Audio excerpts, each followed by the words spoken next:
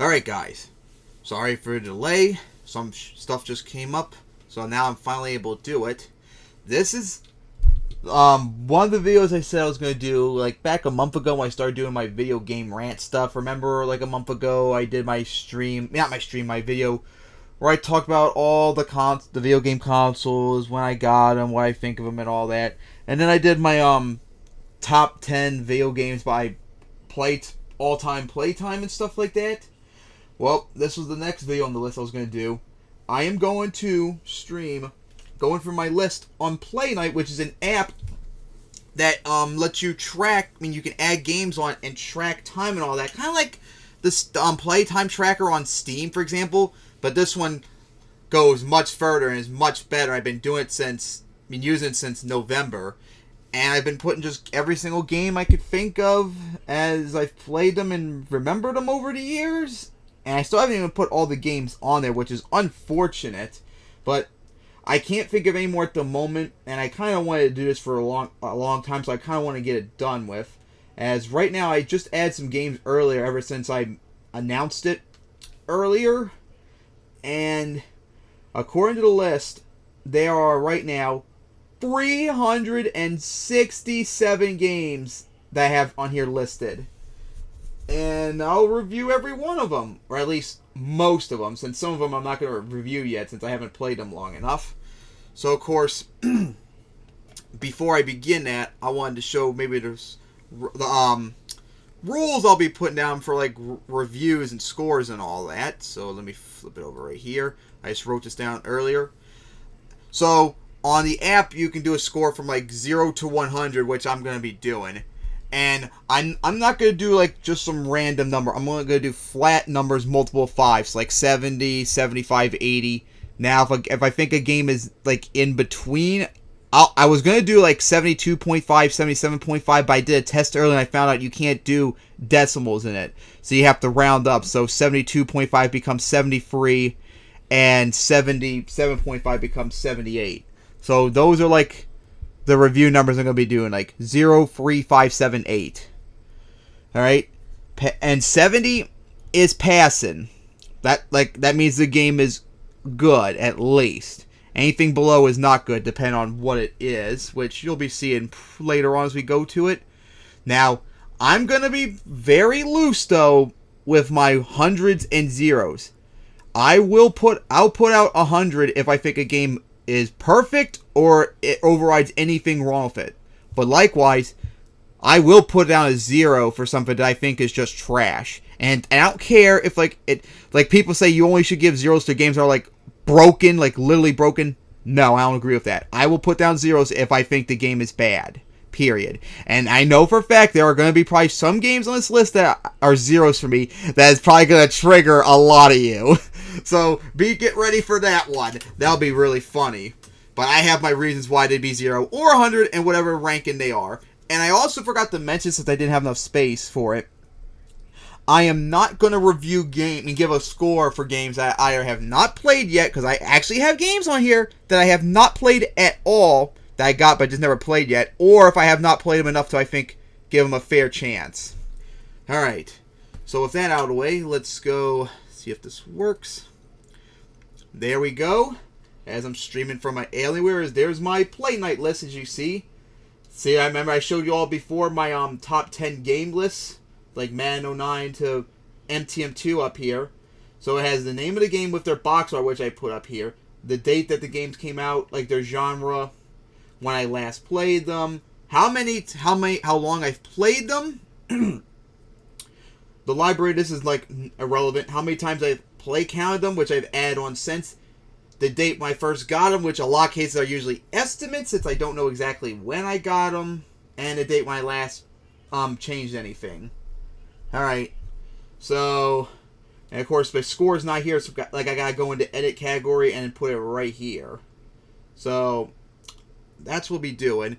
So what I'm gonna be doing is I'm gonna go through each game, like describe kind of quickly what it is, what I like about it, what do I think is wrong with it, and then explain, like, if there's something wrong, I'll explain why is it a problem, and then I'll give my score. Alright, Now, before I do it, I gotta BRB really quickly, so hang on to that.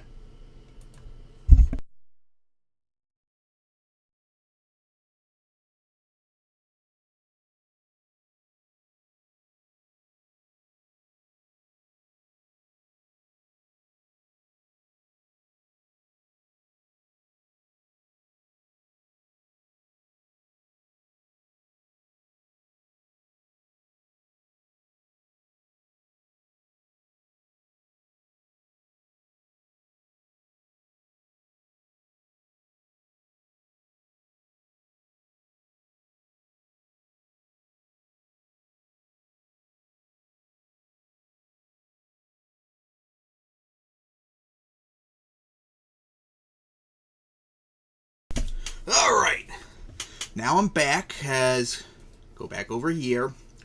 So what I'm going to do is, I'm going to go bottom to top from the games I least played to the ones I most. So like MTM2 and all these top 10 from whenever I did the video on, they're going to be at the end.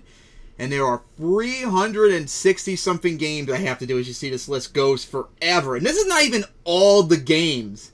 Listen, I still don't have games that I don't remember off the top of my head that I have to put in here. So that's going to be kind of annoying, but what can I do? If I can't remember them, I can't put them in. So, here we go. Now, at first, a lot of these games are not going to get scores first because a lot of them I have not either played or I have not played enough to give them a score. So it's going to be probably a little bit before you get like an actual score. Alright. So, we're going to start off with the ones that I've not played, although some of them I actually have played. First on the list was Yu-Gi-Oh! 5D's World... Okay, I gotta right click, that's right. Yu-Gi-Oh! 5D's World Championship 2010 Reverse of Arcadia. This is a game that Adam gave me several months ago, but I never actually played. It's just a standard Yu-Gi-Oh! Game. I have not played it yet, so I'm not going to give a score on it. South Park The Fractured Butthole, which is a sequel to the South Park Stick of Truth game that came out in 2014. I got both of them in a sale back in Steam in 2020. Yep, I've had that game for 2 years, and I have never played it, so I'm not going to give that one a review yet. Pokemon Mystery Dungeon Red Edition, which was the, not the sequel, not the sister game, like the paired game with Pokemon Mystery Dungeon Rescue Team Blue Edition. I played it one time, but I'm having it not listed because it wasn't enough, really. It's just like Mystery Dungeon Blue Team, but just a red one, and it's on the Game Boy Advance instead of the DS like Blue Rescue Team was.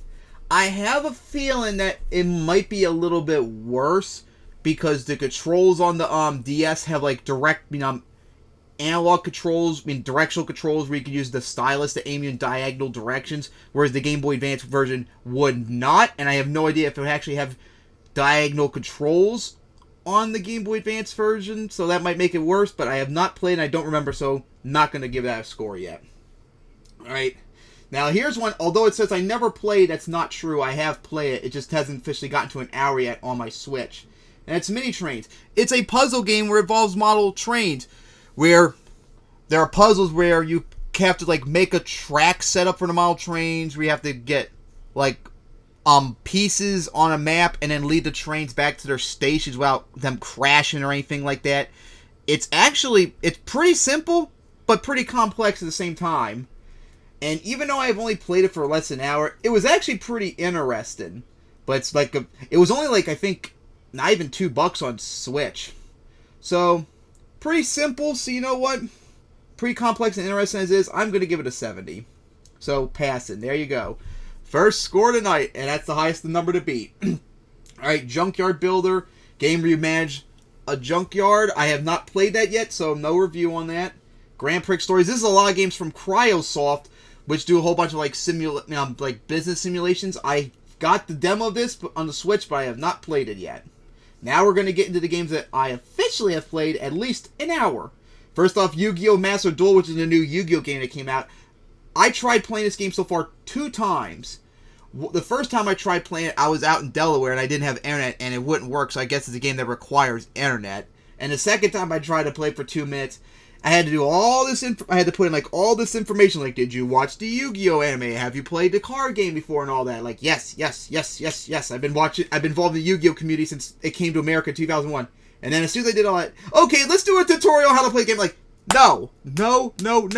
I don't need a tutorial on how to play the game. No, don't force this on me. And that like turned me off so much I just turn off the game right now. So I haven't given it a chance yet because of that. Like. Don't force a review, tutorial on me when I know how to play the game. But I'm going to give it no score right now. Checkers, it's just a simple checkers game on the Switch. I struggled a little bit at first playing because I wasn't quite used to the game again because I haven't played checkers in a long time. So I'll probably give it a 68 for right now. Northgard, this, I only played for 13 minutes of it. It's like a combination of Banished, if you all remember me streaming that months ago, like a village simulator where you build a village with RTS combat in it as well, like fighting wars and all that. Did not really find it interesting at first playing it, but at the same time it was my first time playing it, so I can't expect to be good with it, so I'm not going to give it a score because it's just 13 minutes. Face Raiders, this is one of the games that came with the 3DS when you get. It's a game where it's a shooter where the 3DS takes a picture of your face, puts it on a raider, and you've supposed to move around the screen, like literally move yourself around while holding the 3DS to shoot things in the background, all that. It's interesting, but the big problem is that, like I said, you have to move around, like literally like spin around the room in order to see the enemies to shoot them. And I don't like that.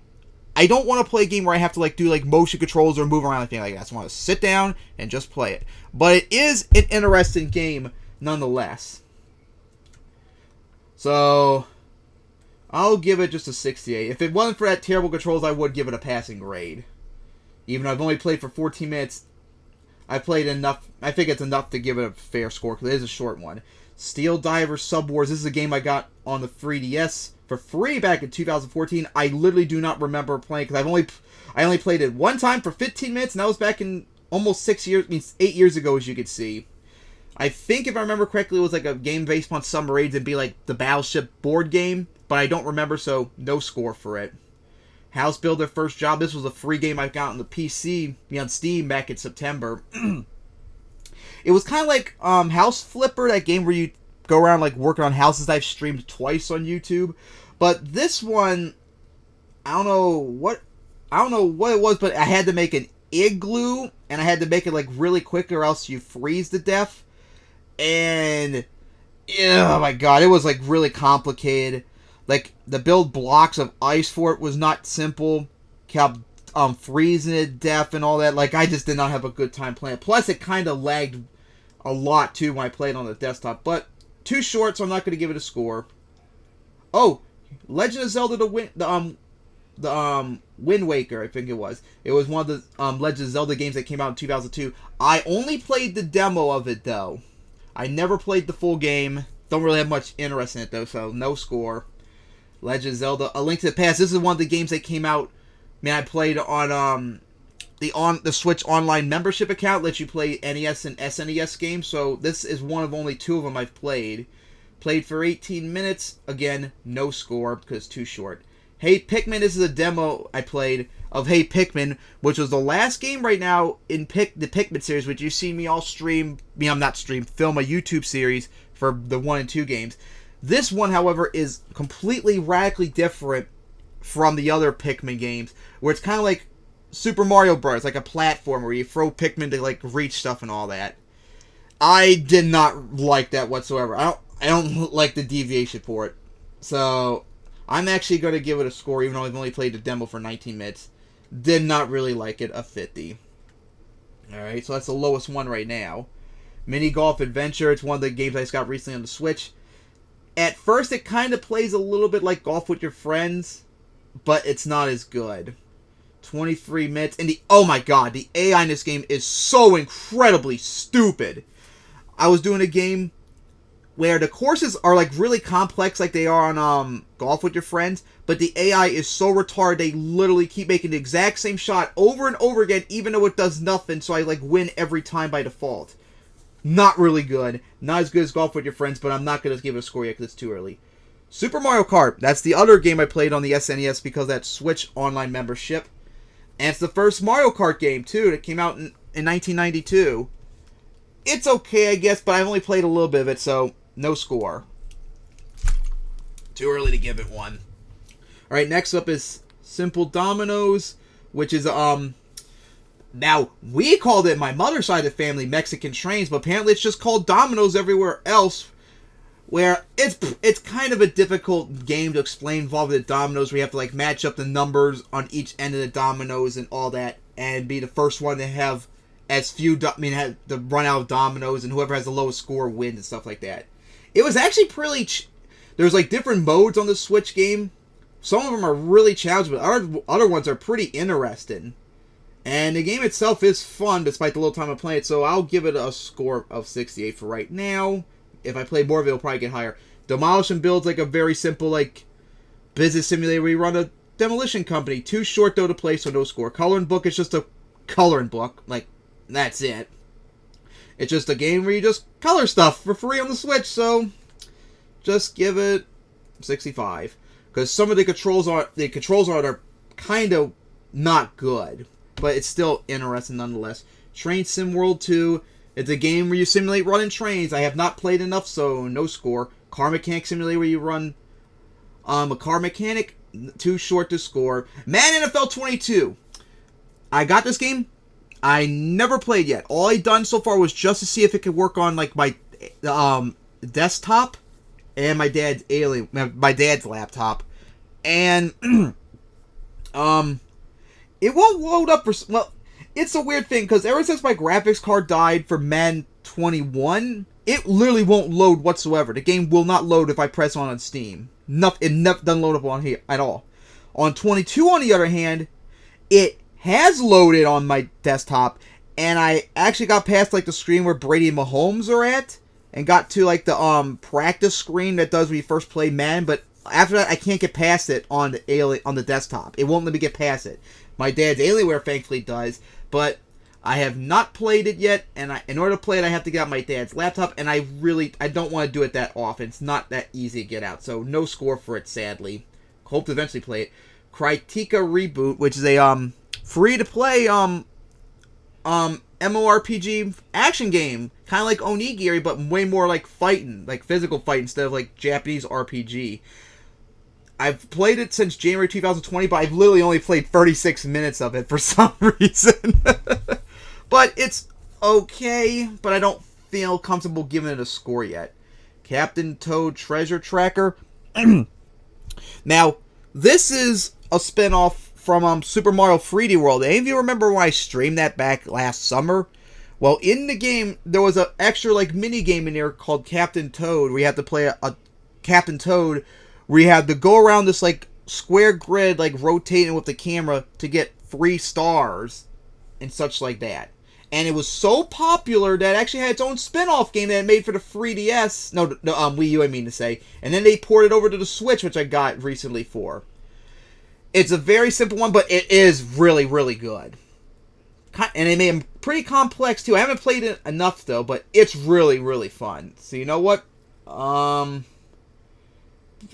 I think I'll give it a 78 instead. I was thinking about going for like 80 or more, but that might be too high. And that's the highest score right now. 78 by Captain Toad Treasure Tracker. Monster Rancher DS. Now, this is the only game that I've played in my life so far that has any chance of challenging Pokemon for me. Monster Rancher, it's very obscure. It's like even more obscure than Digimon, for anyone who remembers that. So, the basic of the game is, you get a monster, you have to raise it, you have to, like, train it, you have to treat it good, like, you have to praise it when it does good, scold it when it does bad, you have to feed and all that, it can get tired, and the way it battles is really weird. It's not like turn-based like a Pokemon, where you have in this game you have, like, a system where it's called Guts, and you have to build it up to do an attack, and you also have to move your monster back and forth on this map in order to do certain attacks and all that. It's really weird. It's actually really hard, especially on the DS version. It was really hard. That's why I've only played 50 minutes of it. I have not played it since 2016, so I don't want to give a review for it, a score for it yet. But the Monster Rancher game is like the only other game that I've known of that could challenge Pokemon right now. So I actually hope that one day do a YouTube series on one of them, especially Monster Rancher 4, which is the one I played the most growing up. Now we actually get to a mobile game on the phone, Tower War Tactical Conquest. This one I had to make on Playnite because it was not on the list whatsoever. It's a game where you have to, it's like a Tower Stormer or whatever kind of a game that is, where you have to like, you start off in this tower, whatever, you have to build a line connected to another tower, you send like troops in it to take it over, until you have enough numbers to take it over and all that. It's very, very interesting, especially with a lot of maps that have tanks on them, so I try to take over the tank factory, which is like worth twice as much as soldiers when they storm it, so I can overwhelm everyone. Really complex. There is one problem though when you play on the phone. The tracker for your hand to make the lines is really bad a lot of times. Like, it either won't connect to the buildings, even though I press on, and in order to, like, delete your lines, you have to, like, slice across your screen over the line, and a lot of times it doesn't work. If it got rid of those terrible controls, it would be really high, much higher up. But it still is fun nonetheless, so I'll give you this 73. Would be a lot higher, though, like I said, if it got rid of those terrible controls. And right now, that's the second highest right now. It would probably be up there with Captain Toad if it wasn't for the terrible controls. Alright. Next up is Monster Sanctuary. I have not played this enough. It's a as I'm reading right here, action adventure indie RPG strategy. It's like a cave crawler where you have to fight with monsters like in Pokemon and all that. The combat's like really simple, but really kind of slow at the same time. But I'm not going to give it a score yet because I've only played not even an hour of it. And then there's the Pokemon Sun and Moon demo that came out in 2016 where it gave you the Ash Greninja, if anyone remembers that. It's just a demo, nothing else to say about it. I haven't played it in 5 years, you can see. Alright, now we're getting into the games I've played for... This is a long way, as you can see right here. 1 to 10 hours. Oh boy! This is going to take a long time. So let's see, where does it start at? Where is it? Yeah, you can see this one goes forever. Okay, this one, let me go up a little bit. Okay, we just passed it. It was right here. Alright. Rev Up RC Grand Prix. It's a racing game on the Switch. It's where you race with RCs. It's very, very simple. It's very customizable. You can customize your own car based upon like the body style and you can color like literally every part in the body. It even has monster trucks on there, which is very base because we all know how much I like monster trucks. And you can make your own tracks on it, but the game is honestly mostly easy, even on the hardest difficulty. It's pretty damn easy. And it's very simple, too, because I've already beaten, like, all the tracks. So I'm just, like, I haven't played in a while, but it's mostly just playing on tracks to just get enough coins to unlock everything. But it still is good. Very easy, which is a big factor to me, too, because I like easy games. I'll give it a 70. Just passing, though, but it is good. Pokemon Shuffle is a free-to-play game on the 3DS. Kind of like Pokemon Troze, even though I haven't played it, where you had to match like 4 Pokemon faces in a row or something like that. Only played for an hour, did not really find it that much interest in it. So, not really good for me. Alright. Alright, now this one is where we're going to get to the first big problem. Pokemon Go! So, anyone remember Pokemon Go came out, that free-to-play mobile game in 2016, how big hype it had? I remember when they first announced, I think it was like in the end of 2015. I, like most of Pokemon fans, were probably interested at first to play it on your phone. That would be kind of interesting. But then when I found out, oh, it's not at all like a main series game. It completely changes stuff around. Catching's different. No battle. At least back when it came out in 2016, you couldn't battle anyone. You can only battle, like, gyms, which are certain places in the area, which there was none in my area. And the combat in the gyms was just bad. I was, like, completely turned off the game. I was like, I will not play this. This is just a pile of garbage. Now, I did a video on when I said that back in July of 2016 when it came out. But then soon afterwards, I did actually play the game. I played for an hour. And I thought it was so dumb, so stupid, so boring, that I uninstalled from my phone within an hour. That game was just bad. And as much as I hate to say it too, I think that game really did hurt the Pokemon community really badly. Because it sucked up the entire game. series immensely. Now they focus on that because it's the moneymaker store instead of the games. And that came back to bite us too with like BB&D. So, first time on the game, a big fat 0. That game was trash. So, get triggered for anyone likes Pokemon Go because I do not like it. Alright, now next up on the list, Mario vs. Donkey Kong March of the Minis, I think it was called. This is one of many games that my parents accidentally got me incorrectly for Christmas in 2006. They got me like 4 or 5 games incorrect, believe it or not. That was insane that year. So it's kind of like a sequel to Donkey Kong. Remember the arcade game from 1981 where you play as Jumpman, who was Mario. We have to jump up and down over barrels, or climb up ladders, avoid Donkey Kong throwing barrels at you to get Paulina. Same thing, but now the characters are Mario as like a toy, a wind-up toy, basically. Because it was supposed to be, what game was it? I'm trying to remember what game I wanted. It was a Mario game, but I can't remember off the top of my head which one it was. But they accidentally got that, and just did not find it interesting whatsoever. Especially since it was the wrong game, too, so definitely gonna get a 40 for that, because it just wasn't really that good. Alright, so wait, why is it... Wait, where's Go at? Why did I didn't press on Go, Playnite, you idiot. Come on. Trying to make me change my score. I pressed on this, you fuck. And I'm also kind of surprised, too, how Go has, like, a 60 score on here, because Pokemon Go is, like, really popular in the Pokemon community, even though it is divided. I would thought it'd be a lot higher than the 60, but that's what this, IGDB says. Alright, next up is Aeon 1800.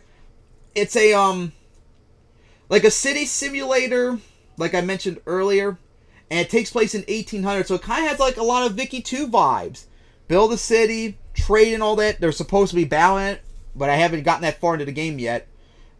It's actually really interesting, but I haven't played enough of it, but I actually am still going to give it a score right now of 70. It's well worth it so far, even though I haven't played it fully yet. Next is Anime Studio Story. Like I mentioned too earlier about Grand Prix Story, it's a game from Cryosoft, and I only played the demo of this, where they do like a lot of like business simulations. This one is how I first got into Cryosoft games, where you run an anime studio where you make anime TV shows. Now, as interesting as it is, there is one big flaw of it, other than it being a demo. So I only got to play like, I think you can only play like 2 years in the game, which only lets you make like 3 or 4 anime at most.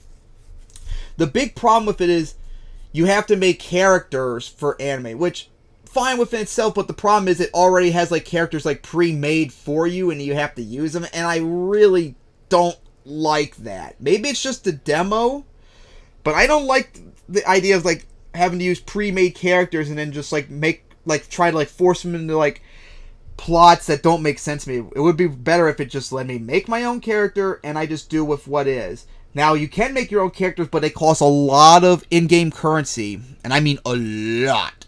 So, not really worth it, and that's probably the reason why I haven't like gotten the game past the demo. But it is, I don't know about past, I don't want to give it too low of a score, but I don't want to give it too high of a score because of the problem. So maybe I'll just give it a 65. Alright. Okay, this one I haven't played in a long time because it's actually in Japanese. Rosario plus Vampire. I'm not even going to bother name it. It was Rosario plus Vampire was a manga series that ran from 2004 to 2008. 2007, and it was an anime series that aired in 2007 and 8. It's really, really funny. It's really ecchi. And of course, like all anime, especially back in the late 2000s when the DS came out, always would get like a DS game based upon it. Now, this game was really difficult to figure out because, of course, it's in Japanese. And, like, there's, like, almost no, like, voices in it, too, so I have to go by the text, which, if you think, speaking Japanese is hard, good luck reading it, too, because that ain't easy. So I played a little bit until I got, like, stuck in a puzzle, which I haven't figured it out, and I haven't played the game in 8 years since, but I'm not going to give it a score, because I don't think it's really fair, mostly because of the language barrier. Democracy 4, I only played it 2 times technically. It's a political simulator where you're the president of America and you have to do things like an bubble and cards at the same time. We have to do policies that affect outcome of America. I did not really enjoy it when I first played, but because it's too very complex. But of course, like I said, it's the first time I played it, so maybe that's why. But I don't feel like I should give it a score yet, because I think I'd probably give it too low, and it probably doesn't deserve it. Hey, here we go. Gal Cow Love 100 Days. This is the first visual novel on the list, and to my surprise, because when I got on the Switch, I didn't know this. It's actually Mandarin, which is Chinese. I thought it was gonna be Japanese. So it's a visual novel, so it's more based upon like a story than a gameplay. It's not an Arigato, it's no pornographic or anything like that. It's a visual novel. It's a normal visual novel, and choose your own adventure where you play usually as a male protagonist, and there are certain plots along the way we have to pick a certain thing, and usually end up with a certain woman character. So anyways, Gal Cow. It's actually based upon a real school in I think a university in China called Gal Cow, where you have to play this male protagonist, and you have 100 days in order to get your grades up to a high enough ranking to get into this Gal Cow without killing yourself, because you know how the Chinese are with their education of their kids, while also trying to juggle that in with hanging out with your girlfriend at the time and possibly another woman too.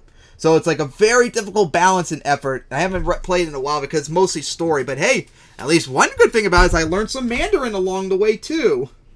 So there's not really much gameplay to it, but the story I thought was very interesting. So right now I'm going to give it 70. Maybe later on. I pressed Gal Cow. Come on. I didn't press Democracy 4 for crying out loud.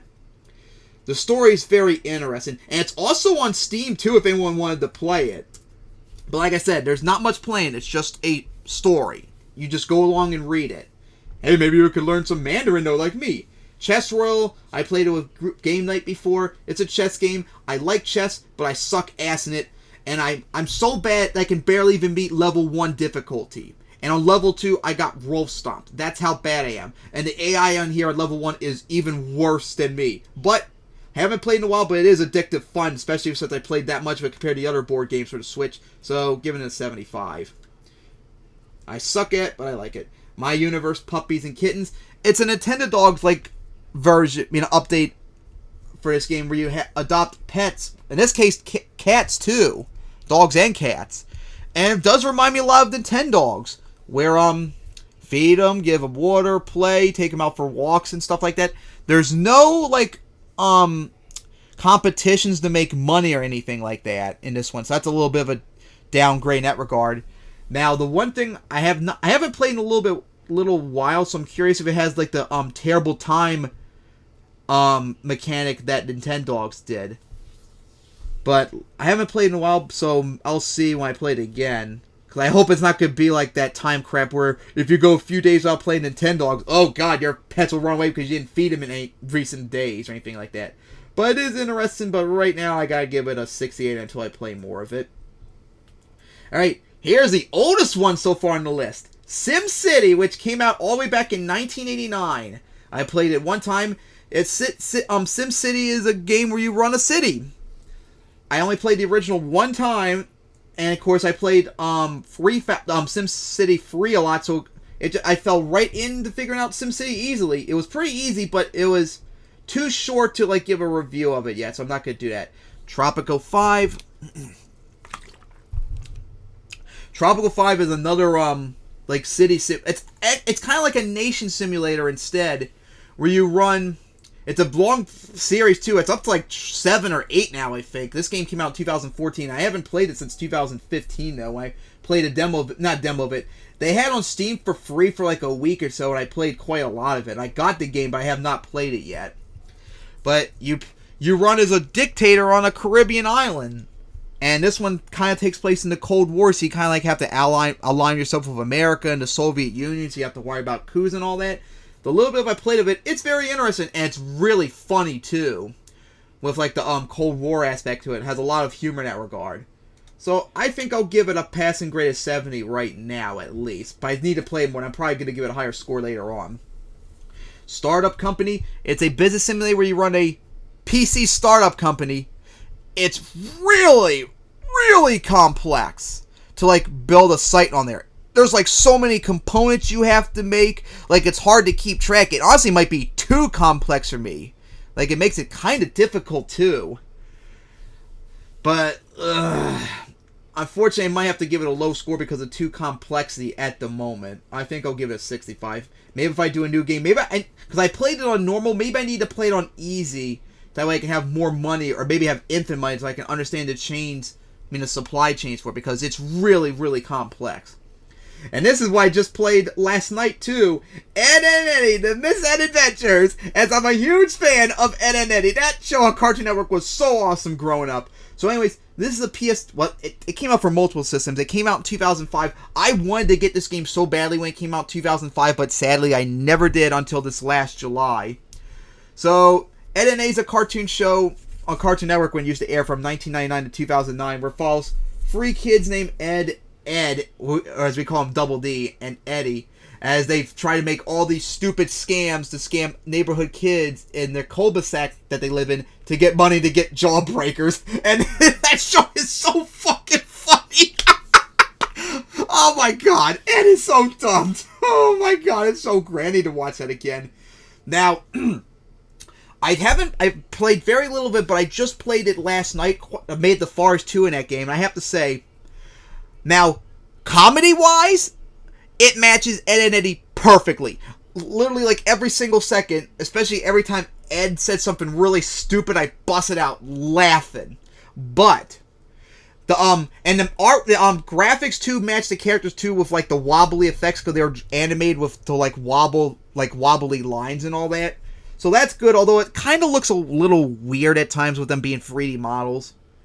But I don't know, but unfortunately there's a lot of things wrong with it. One, there's like animated cutscenes from like the show, and oh my dear god, the quality of them is so bad! So bad! They should have had Danny and Tanishi do the artwork, for God's sake. It is just terrible. The mouths don't animate correctly when they talk. They stay in position most of the times and don't move, even with like the wobble. Oh my god, those cutscenes are really bad. The controls, there was a drifting problem I had last night with one of the controls, so it took me like an hour to fix it, so I can't really blame the game for it. And of course I had to raise my dead zone on one of my controllers to a really high extent in order to get rid of the drift, so I might have fucked up the controls a little bit on there, so maybe I can't say it has bad controls. But the controls otherwise are really complicated and really difficult to go through. And I swear to God, Double D is literally useless to fight. He cannot... I've only fought one enemy one time where Double D did not get hit. Every other time he got hit before he hit someone else. At least Ed and Eddie were useful. So, very disappointed so far playing it really for the first time last night. It is funny, but you can't just rely on being funny right now, so I have to give it a low score for right now. Maybe I should try playing on my actual PS2. Maybe it'll be a better result without the terrible dead zone, so I can play the controller properly and other things. But not a good feeling for it so far. Paper Mario, I played this one time back in 2001 when it came out here, and I think Sears as a demo game that they had. And then just this last, I think January, I played it for the first time in 21 years. Paper Mario is a big series. It's Mario, but it's RPG. It's its own spin-off where they're all like paper mache characters, some in such that style. So far, it's pretty interesting. The combat largely is pretty much the same everywhere, except for like the harder battles, which I haven't gotten to yet. So mostly just bash button to get through everywhere. And I don't like the saves in it too. You have to go to like a certain place to save. I don't like that. I want to be able to save just wherever. I don't think I really should give it a score, though, because I only played it for a little bit, which is quite up there for 2 hours of playing. Game of Life, this is the 2006 version of the Game of Life board game. It's fun. I've only played it like 3 times, though. It has an interesting thing where you do like mini games, which is not in any of the other Game of Life games. Really interesting, and I think it deserves a passing review. This is the demo for Monster Hunter Rise. Oh boy, I got a lot to say about this one. So, if you all remember, I have my back. Bending over, looking at the Alienware really hurts. I had to look straight for a moment. So anyways, You all remember the Monster Hunter series I've played since the last few months. I got this for the first time this year when it came out for the Switch. Monster Hunter is a series that's been going on since 2004 where you go around and capture and kill monsters, basically. That's what it is called, too. So, when I got the Switch back in March of last year, I went around online looking for, like, demos for games to play because I didn't really have much games to play, and I came across this. So, it got my interest, and I played it, and I gotta say, and I found out, too, later on, but the demo is really, really bad for Monster Hunter Rise. The demo, from what I heard, was designed more so for veterans of the game in order to understand the controls and all that. But I'm sorry, that's just a terrible design to do a demo. You're not supposed to do a demo for them. You're supposed to design a demo to show off the game and also show it off to people who haven't played the game before, like me. Because that game, the demo, now it's easy because I know what I'm doing, but beforehand when I did not know what I'm doing, it was really hard. I kept getting my ass kicked by the great Izushi, which is like the easiest monster to take on in the game, for crying out loud. And then they have the, I can't remember what the middle difficulty monster is. That was really tough. And then finally Magnum Alata, which is the main antagonist of the game. If y'all remember when I streamed beating it back in December. The demo is just really, really, really bad. And it's the only way I can play Rise right now on the PC other than streaming on my Switch. Because the game is on the PC if you all want to play it. There is a demo too if you want to try it out. But the demo itself was bad. They should not have designed it in a way to make it for the veterans to learn how to do the controls. They need to design the demos for people who have not played the series, because that demo gave me a very bad impression, made me not want to play the game. So the demo itself is fine now, somewhat now I know how to play, but just terrible. No, not 60, way too high. There we go, 50. Terrible design. They need to fix that immensely. Alright, Pokemon Mystery Dungeon Explorers of Time. Oh, okay, I got the ROM for it. This was the sequel. Not quite really a sequel, more like its own like variation of the game series. Pokemon Mystery Dungeon, remember, as I mentioned before, it's a game where you play as Pokemon going through dungeon. Now, you all see me stream where I play Mystery Dungeon, the remake of Mystery Dungeon on the Switch, where you go around being a rescue team to rescue Pokemon. All the other games afterwards, they change it where you become like getting treasure and stuff like that. I have only played this game for a little bit, so I'm not going to do a score on it. Because I'll get to my main review when I get to like Blue Rescue Team and such. Immortals Phoenix Rising. It's an adventure. It says puzzle, but oh wait, no, there is puzzles. It is an action game too, where you play as Phoenix, who's like a Greek goddess. You have to go around beating the shit out of like Roman Greek mythology monsters and stuff and doing puzzles. I got this game back in December. I literally have never played it yet. I've only played the demo for it, and I can only play on my dad's laptop because the game breaks on the desktop and is like 1 FPS on the Alienware. It is interesting though, but I have not played the game itself yet, so I'm not going to give it a score. Now, remember I mentioned earlier about Monster Rancher? These are the two original games, Monster Rancher 1 and 2 DX. Back in December, they released this on Steam too. They the creators of Monster Rancher did a remake, a remaster of Monster Rancher 1 and 2, and they put it into a bundle on the Switch and Steam. So I got both games. So I've only played one right now. Basically, what I said about Monster Rancher DS is the same in this regard. So there's not much to say about that, and I haven't played 2 yet.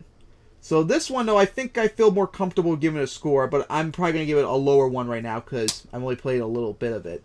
Wait till I get to Monster Rancher 4 later on for a more in-depth review. Dino Master, this is another game on the list that my parents accidentally got for me back in 2006. This was actually supposed to be a expansion pack for Zoo Tycoon 2 that I wanted that was about extinct animals like dinosaurs they have in your zoos. Now, the one I was talking about was actually like a downloadable, like an actual DLC, not an expansion pack like you get like at all video games back then. Because, yeah, back then in 2006, guys, you could actually get physical games for PCs back then. That's how much time's changed since. But they got this instead. Dino Masters.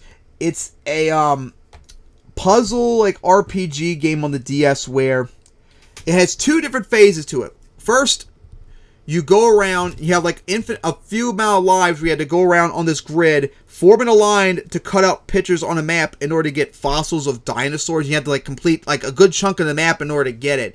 And there are a lot of disasters along the way that make it like very difficult to complete even far into it. I kept dying all the damn time because those enemies and hazards are way too tough. But then, when you get fossils of dinosaurs, you revive them and you use them to fight other people in the game. And unfortunately, the combat's really simple where each dinosaur had like a certain spot, like their tail, their leg, their head, their body, all that, where you have to pick that part of the body to attack, and your opponent has to pick a spot to defend that. And if they get the right call that you got, they won't take damage, but if you get the wrong call, that you get damage right back. So it's just like a random luck chance, and it just was not very good. The way to get fossils was bad, and the combat itself was really bad, so, yeah. Sorry. That's what happens when your parents get wrong games. Alright, Destroy All Humans. This is the remake of the 2005 Destroy All Humans that I just, did a YouTube series on, remember, like in the last month or so. So, Destroy All Humans, I mentioned it already when I did the playthrough of it. It takes place back in the 50s where the Furon race, which is an alien race, is invading Earth to extract brains from humans that have ancient Furon DNA in them in order to save their species. And you play as Crypto, who goes around and does it, and they have to like take over America and destroy the Majestic and all that. So far, I'm not really liking the remake so far. I'm not really liking it. The controls are really weird and all that. I'm just not really liking it so far, even though I've only done 2 missions. They've changed around a lot of stuff too, so I have to give it a low score right now. But, of course, I have to play more, so maybe it can get better over time. But right now, not looking good. Yoshi's Crafted World. It was sequel to Yoshi's Woolly World, because I remember seeing pre-promos of that on YouTube when it first came out years ago on the 3DS or Wii U. It's a game where you play as Yoshi. It's kind of like a platformer, but Yoshi instead of like Mario. It is pretty interesting. It's pretty easy, but there's a lot of like puzzles. They have to keep going back and forth, back and forth, back and forth to find them, and I don't like that. But otherwise, the game is really cool and interesting. So, I'm going to give it a 75. Which I believe is still... Yeah, it's tied for second place right now. But still, right now, the record is... Because I could have sworn it was someone with 78. Yeah, Captain Toad. Captain Toad still number 1 with 78 score. Alright, I mentioned South Park earlier. This is South Park: The Stick of Truth. It's South Park with it's an RPG game that takes place in the South Park universe. South Park's an adult animated TV show. It's been around for 25 years. The game itself, just like the Ed and Eddie game, it matches the South Park universe perfectly. The game is unbelievably funny. It is awesome because South Park is a funny show. Now, the game itself, like RPG and the combat role, is very, very tricky, and I'm very questionable about the controls. And I haven't played it like in 2 years, but I think I've done enough of a review of it. It's got a really high score, but for right now, I'm going to have to give it just a 70. It can go up, though. It can go up. The big thing about it is very funny. It doesn't have the same problems like Ed and Eddie's one did, but right now I have to give it just a passing grade. If I play more of it, it'll probably go up massively, because it's really, really funny. Alright, here's another board game on the Switch. I mean, not the Switch, the Steam I got. Risk Global Conquest, I think the full name was. It's a board game where you try to take over the pawn empire, with pawns and dice rolls and all that in order to take over territory and rule the world. The arcade, this game is pretty difficult though. I do like that they have like a World War I map where you try to like play as the Entente or the Central Powers, which is really cool. Although it's broken too, because if you trick your enemy to attack at neutral nations, like all the neutral nations all of a sudden gang up on them, so it becomes 2-on-1, which is really funny. But it still gets a passing grade. It is free too if anyone wants to try that, but it's quite challenging. Triangle Strategy. This is a game, I've only played the demo of it because it's coming out in 2 days. I'm going to get it's for the Switch. It's from Square Enix, which does a lot of RPGs, including the famous Final Fantasy. So I haven't... As you see right here, it says, Free nations battle for control of the dwindling resources of salt and iron, and Square Enix's newest HD 2D adventure tactical RPG game featured deep gameplay full of choices and consequences, strategic survey of battlefield, and to gain the upper hand. So, oh god, I just noticed the stream quality all of a sudden went down. Okay, it's showing up good again. I played a demo of this. It is very, very story intensive. Like, it's so intensive I played for like, let's see, it said, I played 2 hours of this, and I kid you not, is it still dying? You all able to see the screen? Or hear me? I see it showing up just fine on my phone. I want to wait and see before I say anything. So is it showing up fine for anyone? It's like delayed a little bit. Okay, caught back up. I want to make sure everyone hears me and showing up fine before I talk about anything else. So if it shows up fine for any of you, let me know so I'll continue on. So is the stream showing up fine for anyone right now? Has it got better yet?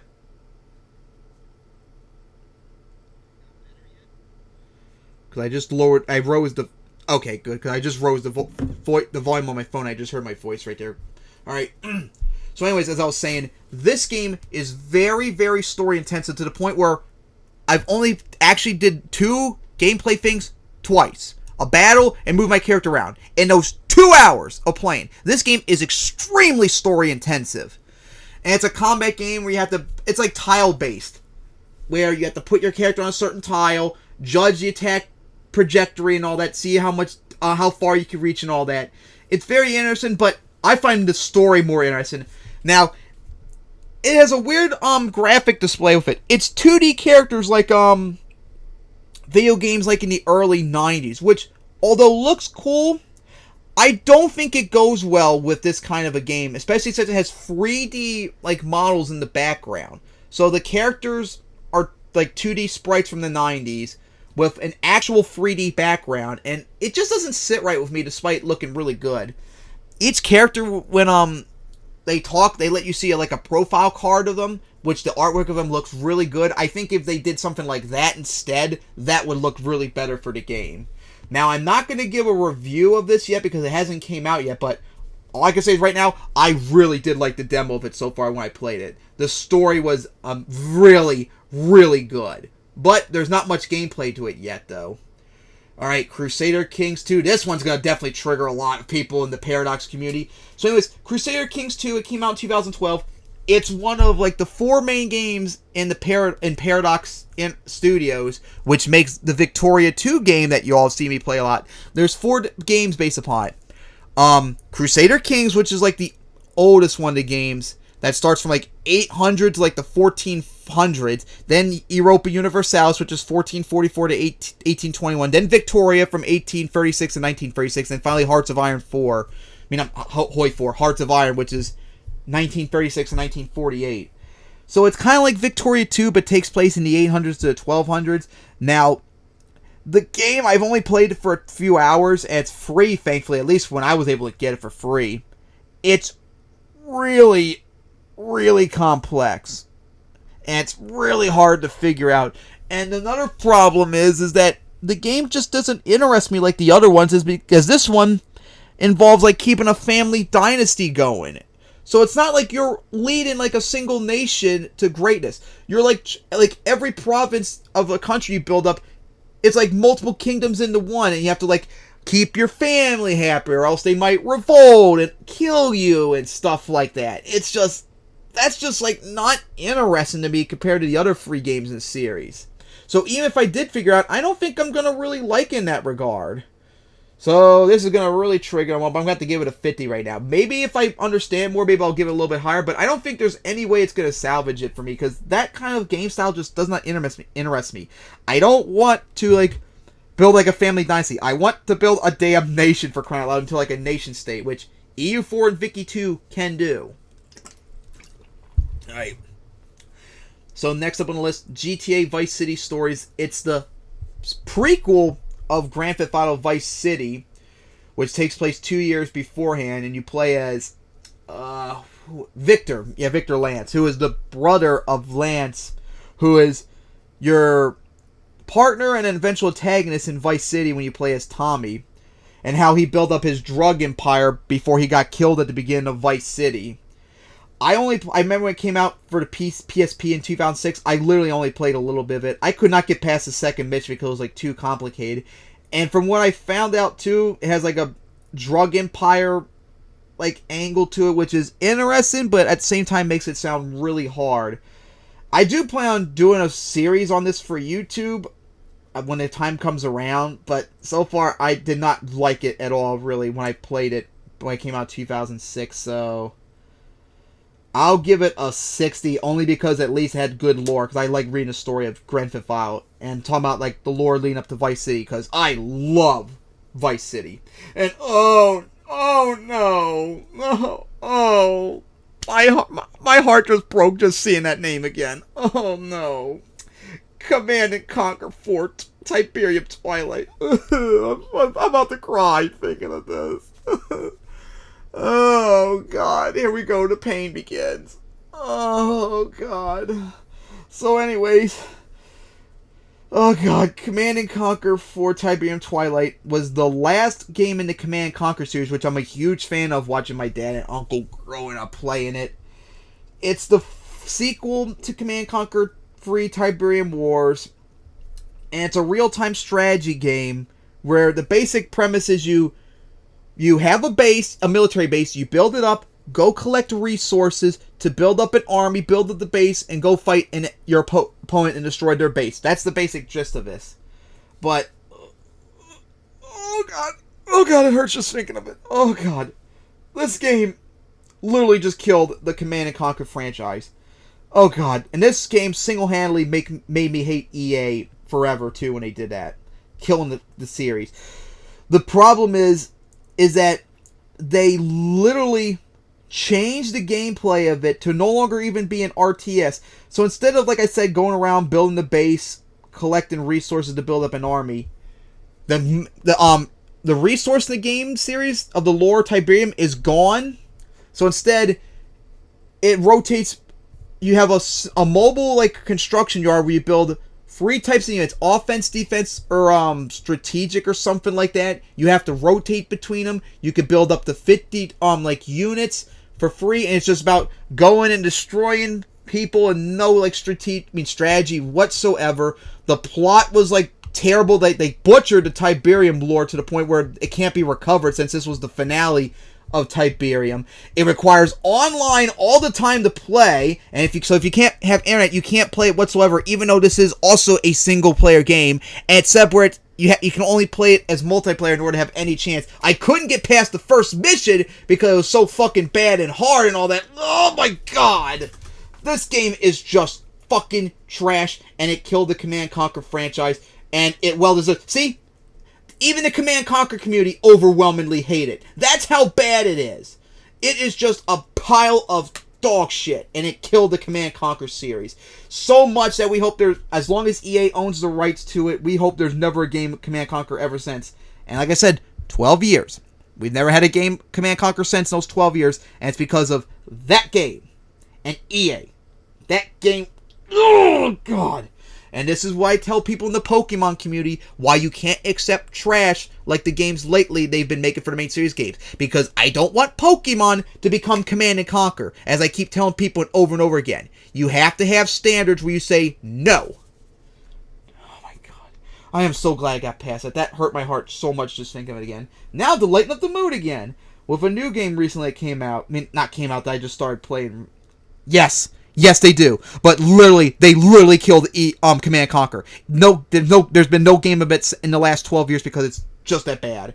In fact, even though none of you are probably follow Command & Conquer, let me go get this review, because this is from a YouTuber that does reviews of games, and his view on it is just spot on. Although some of the things I don't really agree with, but his main take on this video of Command & Conquer's review of Tiberium Twilight is largely still spot on, if you all want to go watch this later. Oh wait, no, it's not going to work. Let me go do this. Hello. Let me go pause. Here we go. delete. Here we go. So if anyone watch that later, you can see he pretty much says exactly what I just said to in the video, but he's a little bit more charitable too, whereas I was way more hostile, because it really hurts, because I love Command Conquer. To see it, how it died, really hurt me. And of course, imagine what can happen to Pokemon too, going the same way, really hurts. So anyways, the next on the list is Astroneer. I just got back in the beginning of February, haven't played in a little bit, but this game, it reminds me a lot of Minecraft, but in space, where you are an astronaut stuck on a planet, and you have to go around collecting resources to build up like your research station to like go to other planets, I think, or like get back home or whatever, something like that. It's pretty difficult to figure out because they don't really explain things very well. I've literally like terraformed my entire area with like ground up rock and all that. If y'all saw, it looks like snow everywhere. And trying to get oxygen stations to reach to where I need to go in order to collect resources. It's really difficult to understand all that, but the game itself is really, really cool. If the game had better explanation, though, I would probably rank it higher, even though I've only played a little bit of it. But I'm going to give it a 75. And if I understand more, it's definitely going to go up. It's really good. The Simpsons Arcade game, this is like, I think, the second oldest game on this list. It's an arcade game that I played in Chuck E. Cheese when it was out. It came out in 1991. It's like one of those arcade games where you beat them up as the Simpsons characters. Where Maggie was accidentally kidnapped by who was was it Smithers? I can't remember all the characters on The Simpsons. It was Mr. Burns' secretary, I guess you could say, Homer's boss. I think it was that when they accidentally kidnapped Maggie, when they bumped into him because they were carrying something else, and they got the items swapped like in midair accidentally. So you have to play as Homer, Marge, Lisa, or Bart, and just go around hack and slash, beating up people to get to the end of the game. And of course, like, it's an arcade game, so by default, it's hard as shit, but interesting. And of course, I didn't play much because it was Chuck E. Cheese, and I'm not going to throw a whole bunch of quarters into it, but it's passable, even though I haven't played it in such a long time. This one's definitely going to be triggering people, too. The Legend of... a couple of them coming up are going to be triggering. Oh, boy. So, first off, The Legend of Zelda Majora's Mask. This is the sequel to Legend of Zelda Ocarina of Time. In the game, the main thing about the game is, at the beginning, is you have 3 days in order to stop the moon from crashing into this universe that Link has fallen into since he became... I can't remember what the species was, and it involves masks, too, in order to get back to himself. So, the time base, unfortunately, is really strict. And without a guide or anything, or not knowing what you're doing, you're pretty much fucked. And I have not gotten past that 3-day phase, because I don't know what I'm supposed to do, and the time limit and all that. And I'm just not really into the Legend of Zelda series, even though I played like, some of the games. But unfortunately, this is going to be really triggering people, but I have to give it a low score, because not really fun in my experience, especially with that time limit. Maybe if it wasn't there, maybe I'll give it a little bit higher score in that regard, but that time limit really triggered me. Oh boy! Now we're going to get into one that really triggered me. Madden NFL 13, which is the game that was based upon the 2012 NFL season. So, this was the second to last game that I got for Madden every year, pretty much. Because from like 08 to 13, so that's 6 seasons where I got the games every single year when it came out. This one like was the first that really turned me off to Madden, because the big problem was when I first got... The weird thing was, it was new. I got new... It already had, like, scratches on it. When I put it in, it was slow, unlike the other Madden games. Like, the menus were slow. The game loaded up very slowly. The gameplay was slow. It froze a lot. So it was like a buggy mess. And I don't know why it was. But the big problem was Connected Career, which was the new version of, like, franchise mode that came out at that time. And I did not like it when it came out. Like, it was such a massive change. Like, it really turned me off. And I literally, like, returned the game, like, the next day. It was just so bad in my experience. I don't know why. Wait. Well, that's weird. But yeah, I have to give it a very bad score of 0. It triggered me so much. I couldn't even really play the game because it was so laggy, so slow, froze a lot, and then when they changed the franchise mode around, it really, really triggered me. And that's when I started having a problem with EA making the man games ever since. So then next is... Yeah, I know they gave it a new engine, all that. Because I think they did a new one in, what was it, 10? Because that was the first one I played on the 360. And I also noticed this too, from my experience at least. 13, I mean, all the man games from 13 all the way up to 17, I think, that I've played on the 360 and the PS3, all of them since have been, like, really laggy and really slow. I noticed that, too, on 16 on the PS4, PS3, which I'll get to later, which you'll see on the list. That was the same thing, really slow and laggy, and freezes a lot. 17, which my friend gave me for a B-Day gift in 2016 on the 360, brand new, slow, laggy as shit, froze a lot. It's just so weird how those games were really slow and laggy, even when new on the PS3 and Xbox ones. Alright, so City Skylines, it's like the spiritual successor that Paradox made too, of SimCity, which is a city simulator. It's really good, but I haven't really played much of it, sadly. I've literally had this game for like 6 years, and I've not even played 3 hours into it. Yeah, really, really bad. That really hurts when they're so slow and laggy. I haven't played much of it, but I'll give it a 73 instead. It's fun, but I haven't played enough in order to really get in a good depth of it.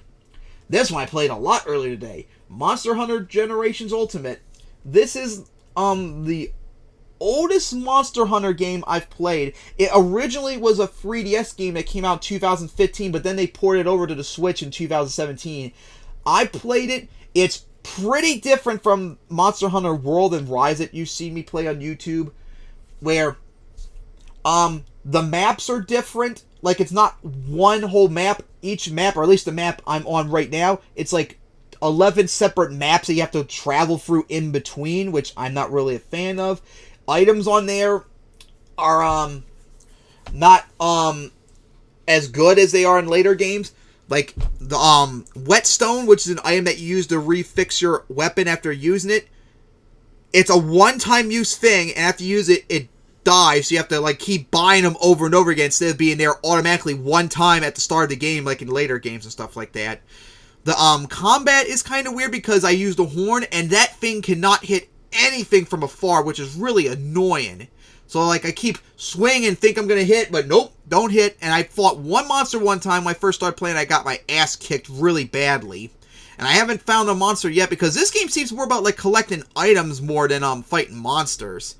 So, this one I've played, that's too high right now. I think I'll give it this is going to be probably too low for right now, but I think I'll give it a 68.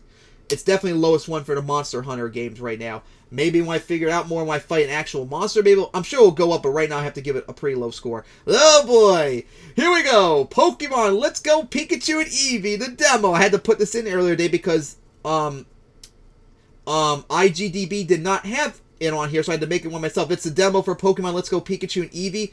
I don't really have anything to say about it. It's the remake of Yellow that came out in 1998, but had Pokemon Go mechanics on it. Oh god. You already know what I gotta say about that. Big Fat Zero, that game fucking sucked. No National Dex, and honestly, it's the worst case, too, of all the games I complain about the National Dex, because it's only the original 151 in Kanto. There are, Alolan variations, and Meltan and Melmetal. So, only like 150 Pokemon total. The, EXP share being forced on you, and that stupid Go mechanic where you have to catch Pokemon in order to battle them. You have to use the, Joy-Con the Switch to flick your arm around, which actually hurt my wrist too when I played it back in last August and all that. It's just bad. It's really bad. Easily like the worst main series Pokemon game ever. And I hope they never do that again. Then Diddy Kong Racing DS, which is the remake of Diddy Kong Racing, which was an N64 racing game that came out in 1997. This came out in 2007. It's like Mario Kart Racing, but takes place in the Donkey Kong universe instead with characters in them. It also has like an adventure mode on it too. and such. It has racing where you not only race on go-karts, but planes and hovercrafts. And they add a feature in the DS version where, like, when it comes to, like, planes and the hovercraft, you had to, like, move the stylus or blow on the stylus in order to get, like, a head start boost, basically, which I did not like, and it did not really work. I've only gotten, like, a third boost ever, so I never got really the immense power I needed to do. And I'm pretty sure I have Diddy Kong Racing on here. I don't like Diddy Kong Racing. Way too hard. The adventure controls are pretty bad, and did not really fix it on the DS one whatsoever. So, yeah, those scores are worth it. 53. I'm giving it a 50. And when I get to Diddy Kong Racing, which is on here, it's most likely going to be the same thing. And still Toad. Captain Toad, the highest one, 78 still. Been a long time. Data Live. Okay, here we go. Another visual novel. This is based upon the Data Live series, which is a manga and an anime that I've watched. It's had like 3 or 4 seasons or so. It's had like a movie, and this is actually a collection I got on Steam that has like all the PS Vita visual novels all into one. So Data Live. I haven't watched the anime in quite a while, so I don't remember the full plot in order to explain it as good as possible. I'll try. It follows Shido, who is like a high school student, and in this universe, Japan is suffering these things. I think they're called like mind quakes or something like that. They're like earthquakes, but not like earthquakes that like Japan would normally expect. It's more like emotional, like outbursts from like people, basically, and they're very destructive. And also, it's worse that there's multiple like women that are after him, like in a Harlem, and they also, a lot of cases, especially one, Toka, who causes these mind quakes, who's really after him, and she has massive emotional outbursts and all that. And the really strange thing about it is, he has to solve this mostly as a visual novel, where he has people helping him, and they're in this ship, and when he gets to a certain point, they have to do like 4 choices, and they all have to vote on what he should do and all that. It's really corny and weird, but it's still a good series nonetheless. Ow. But this visual novel, it's 3 of them. What they do is a lot of visual novels that take place upon like manga and anime. I don't like how they do this, but what they do is they do like spin-offs of like the characters in a story that has nothing to do really with the manga or the anime itself, and then they add like new characters for that game itself, which I don't really like, and all that. So far, I'd probably say it's just okay. The story so far, because I only played one of them, has not been really interesting enough, since it kind of deviates a little bit from Data Live. Plus, I don't remember it fully off the top of my head, as you can tell. I tried to explain it as best as I could. Yu-Gi-Oh! DX Spirit Caller. It's another Yu-Gi-Oh! Game based upon the DX universe. I think this had like a lot of tag battling. I haven't played enough of it, so nope. I mean, no review. Or at least, you know what? Since it's most like all the other DS games, I'll give it at least a 70. It's at least a passing grade, and it is mostly still just Yu-Gi-Oh! Alright, just reading that. Alright, Madden NFL 16. It's the 2015 NFL season version of Madden. Most of what I said on Madden 13 applies here. But when I get to Madden 25 later, I guess I'll get to this now. Starting in Madden 25, they did a better Connect franchise, which is a lot better than the Connected career in 13. That made a lot better, but I still like the older franchise mode and the older games, but this one is a lot more tolerable, even though it still has the slow lagginess of the game too, and it's froze a lot too, which is not really good. So I haven't gotten really much far into like anything. I've tried to do a lot of exhibition games, but they freeze a lot. I try to do a franchise mode where I control the teams, which is worse in these games because it takes like 10 minutes in order to control like every single team, which is really annoying. This one, I think right now I'll have to give it a 60. Hey, at least it ain't a flat 0 like 13 was, but I need to play more in order to get a better score, but there's still a lot of problems with it, just like 13 had. Stellaris, it's like the grand strategy space version of Vicky 2, which takes place in space, where you take over like galaxies and stuff like that. I have not played it enough because I'm still learning how to play it, even though I played for 3 hours, so I'm not going to give it a score. Gran Turismo, this was like a really popular PS1 game. It's a racing game, and it's good. The one problem, though, is that the HUD, where you go around the city and all that, I don't like it. The control layout is really bad. Like, if you press down, it goes, like, in different directions. It's not like a simple, like, HUD where you, like, here's a button to, like, go to the next race. Here's one to go to your garage, a dealership, save, and all that. No, they have, like, all the dealerships of every single brand of cars all over the place on the map, so you have to, like, cycle through them till you get there. A garage its own place, race its own place. Like, the HUD is just really, really bad. But the game itself is just okay, which is going to get a 7 at least. It's at least passing. If the HUD wasn't as bad, I would probably give it higher. Cuphead, an adventure arcade game with 1930s artwork. Gavin, remember, got me the game months ago, and I streamed playing a little bit of it. I like the artwork. The game is very hard, though. Although it's not so far as hard as Gavin made it out to be to make me rage. But I know for a fact this game is hard as shit. But right now, I'll give it a 70 because I haven't played enough. I'm sure maybe if I play a little bit more, it could go either way. It could go down because it's too hard, or it can go up because of the interesting story to it. And the artwork was really good, but right now I'll just give it a 70. Haven, this is a, kind of like a, not a visual novel, but it's like a story-driven game. I haven't played it in over a year, though, so the plot is going to be kind of loose with me on top of my head. But you play 2 characters. It's a couple, and this takes place like in outer space, but not quite either. But they're trying to escape like this organization that's like controlling them, like in a slave-based system, and they're looking for them, and they're just like going around like planet to planet to try and escape them and all that. And they have like a really like complex like love-hate relationship between them whatsoever. The story itself is really interesting. There is RPG mechanics to it, but it's kind of time-based, which I don't like. And the controls for it are really bad because you have to use like, you have to fight with both characters at once and beat each one. You have to use like a PlayStation, like example, like a PlayStation controller. Like one character you have to use both. You have to use the analog sticks from both ends. So one character you have to hit right on the right analog stick control. The other one you have to use the left analog stick control from left. So you gotta remember the controls, buttons on each side. It's the combat for it, I don't think, is really good. Like, they should have done a lot better job in that regard for the combat. But the story is good. So I'll give it a passing grade for right now, because I haven't played it in a while. Crazy Taxi Free High Roller. This is one of, like the last game of the Crazy Taxi series.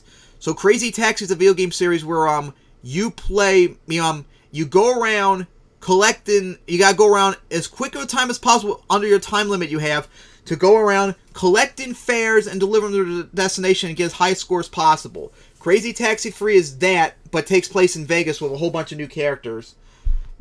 The game really is not much different other than a different setting, different characters, and different missions and all that. Like, they're not that much different, so give it a passing grade of 70, which is going to be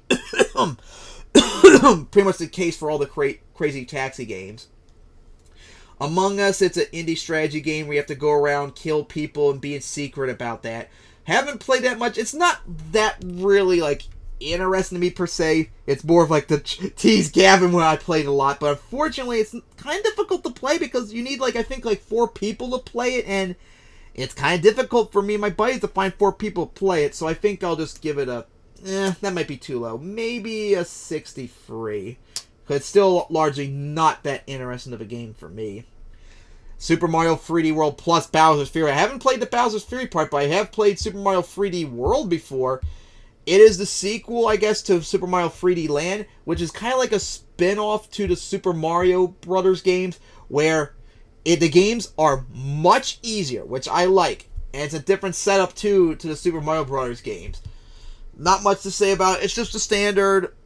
Peach is kidnapped by Bowser, and you gotta save her. Although it's more of, like, Bowser kidnapping, another set of princess, I think, or something like that. Because I can't remember the ending, too, because I haven't played it in years. But it is really good. In fact, because it's definitely going to beat Captain Toad's score, because this game also has that, too, because that's where Captain Toad came from. I'm trying to think. Because it's really good. Like, I can't really think of anything wrong with it, pretty much. But it's not like 100. This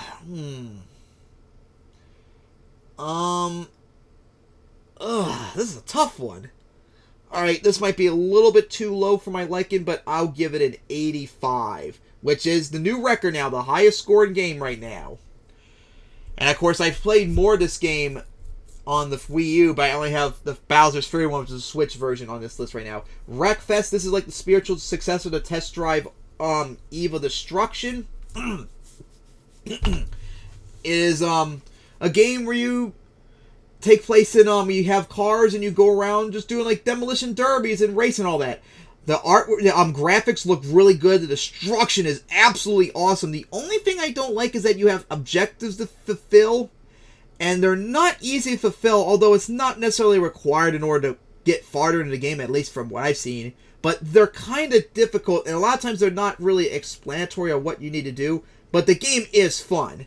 So, my nose is so itchy. I'm going to give it an 80. So, 2 games back-to-back, over 80 score.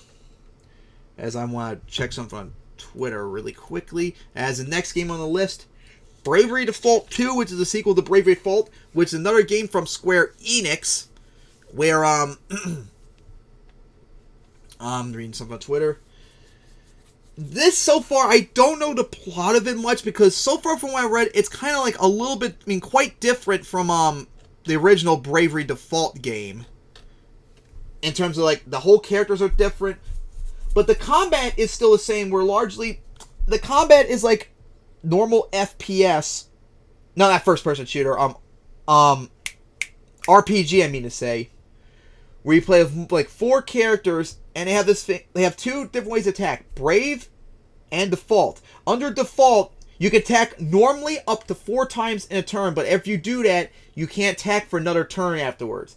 So you can also default as well, which puts you in defense and lets you charge up not only your defense, but also lets you do an extra attack in the future, basically. So it's kind of strategic, but most of the times I usually just keep spamming attack at full force, since I'm usually like over level in that game and all that. I don't know the plot much of it. The story so far is interesting, but I'm trying to think of, because there's not much similarity so far from the original, which the original one I know more of. So I don't know if I can actually give this one really a score yet. Wow, they really gave it a low score. I think I'll give it a 72, but that's only because I haven't played it enough and I don't remember the plot enough compared to like the original. But I think it's way better than a 70. Next is Banished. You all saw me play it. It's a village simulator where you run a village and all that. I have another game on this list that's just like Banished, but better, which I can't wait to talk to. I haven't played enough of it, but so far right now, it's really difficult. The main thing is getting enough food for your villagers to not die in the winter, but so far I've had a difficult time doing that, like farming and all that. I discovered strategies in another game similar to this I might try again in the future, but right now, it's really difficult. So I think right now I'm going to have to give it a 65 just for the difficulty. Alright, Halo the Master Chief Collection. This is, like, I think all the Halo games, plus a few more, all in one. This came out in 2019. It took a long time, too, to get all the games on it. I am a huge fan of the Halo series. It's literally, like, the only first-person shooter that I like and play. Although I play it more for the story and the lore of, like, the first single player than necessarily the multiplayer. Like, literally, this, last April was the first time I ever played multiplayer on Halo in the 20 years it came out, almost. Pretty difficult multiplayer, but then again, I suck at first-person shooters. And I haven't played, like, Halo 1, 2, and 3 on this list yet for the Master Chief Collection, but I really do like Halo, and I do love the story. But I don't know if I'm going to give this one a high score of its own yet, because I haven't played it enough yet, because it is, like, its own, like, story to within itself. I haven't played in a while, but I do like it. I'll give it an 80 at least. When I get to like Halo 1, 2, 3, they're going to get a much higher score than that because I love them. Yu-Gi-Oh! 5D Stardust Accelerator World Championship. It's just another standard Yu-Gi-Oh! Game with 5Ds. This helped me gotten a little bit more into the 5Ds gameplay mechanics of Yu-Gi-Oh, I'm going to give it a 70. That's, like, all those Yu-Gi-Oh DS games are going to get at least a 70. Legend of Zelda's Link's Awakening, it's a Game Boy Color game, because although I mentioned it too when I first got into Pokemon, I got that Pikachu-themed Game Boy. I also got another Game Boy Color from my older cousin on my dad's family who was going to college. He gave it to me, and this was one of the games that came with. I don't know a lot of the story though because I haven't played it like in, God, 15 years maybe, if more than that. So it's another Legend of Zelda game I don't know enough about. So if anything, I don't think I should give it a score because I haven't played in 10 years. I don't know much about it. Midnight Club Los Angeles. It's the last game in the Midnight Club universe, which is street racing where you buy cars, you upgrade them and build them up and all that. I've played a game similar to that, like Juice Eliminator. Same thing. It plays a lot like the last game, I mean the second to last game, Midnight Club 3. Now, I don't want to say much about Midnight Club 3 yet because that's later on. But Midnight Club Los Angeles reminds me a lot of 3. And it's also not in a good way per se because this game is really hard. Like the Midnight Club 3 games are really, really hard. This is also hard too, although it makes it a little bit easier. Like in tournaments, where if you lose in a race, unlike in 3, where if you lose a race in a tournament, you're shit out of luck and you have to just keep going on until you get enough and hope you get enough points and recover. This one, if you screw up, you could just literally restart the race, nothing happens. So that's like a saving grace for it. But it still is a really hard game. So right now, and plus I haven't played it long enough, I'm going to give it a 70 at least. Donald Duck Advance is the platforming game based on Donald Duck. Ugh. Not really good. That's all I can say. Hard as shit. Not really good. There's not much really to say about. Oh, this one I'm definitely going to want to talk about. Hey, see, I've done this stream now for almost 2 hours, and I'm only like a third of the way through the list. That's how many games we've done so far. I've probably done like over 50 games. There's like 360 of them to go. Alright, so next on the list, this one I'm going to have a fun time talking about. Battle Tanks. There's only 2 games this series. Battle Tanks, I love the lore of this, even though it's really funny and weird too. So anyways, Battle Tanks takes place in 2001, and at the beginning of 2001, a mysterious virus was released in the world that only affects women, and it killed 99.9% of the women across the world.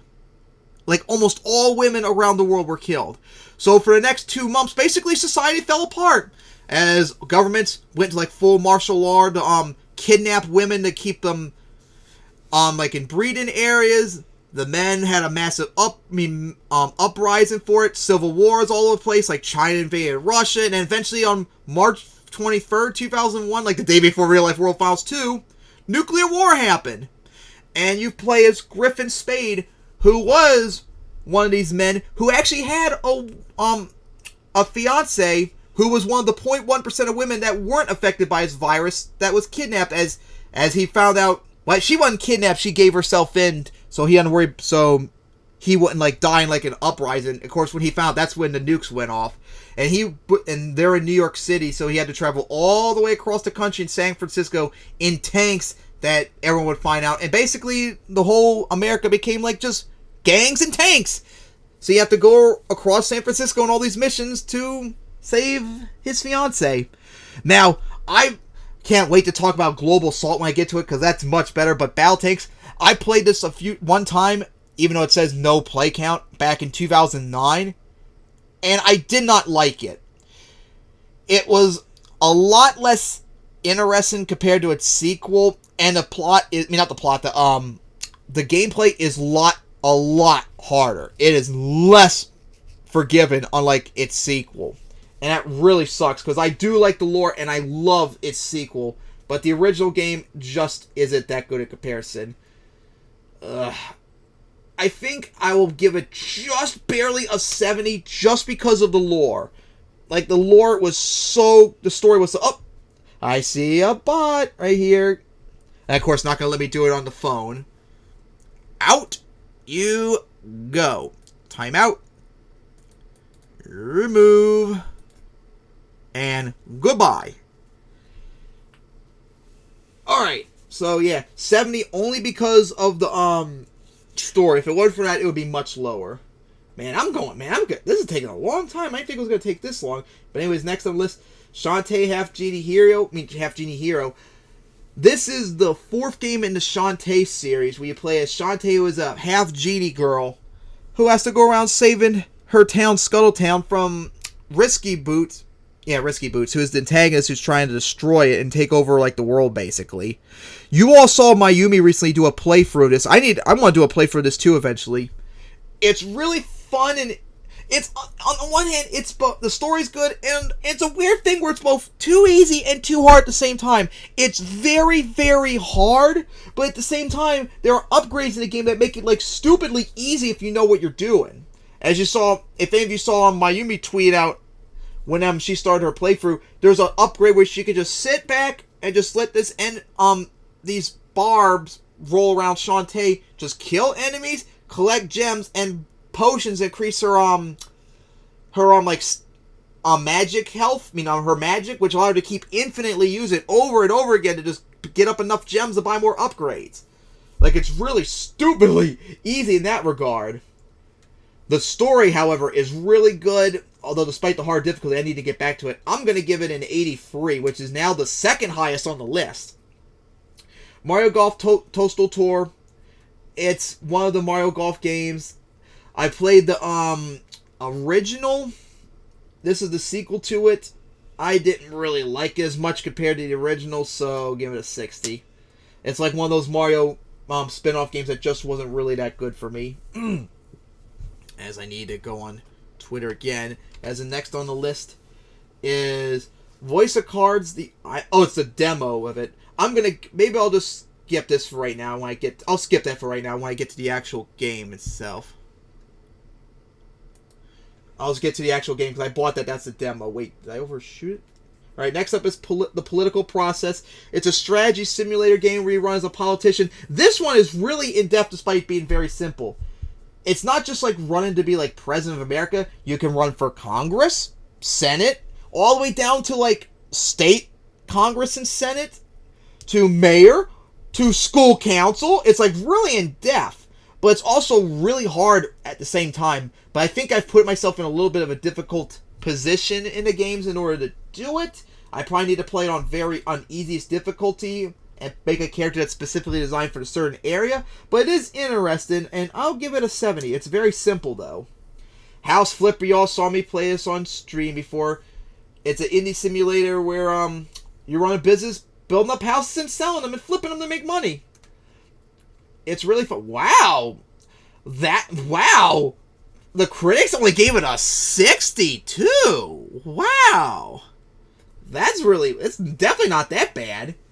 It's not bad, though, either. I'm going to give it a, although it's kind of short, this might be a little too high, but I'll give it a 78. It's definitely not no 62. That's a fun game. Super Smash Bros. Ultimate, it's it's the most recent Super Smash Bros. Game. Super Smash Bros. Is a fighting game where it has Nintendo characters and all of them fighting each other.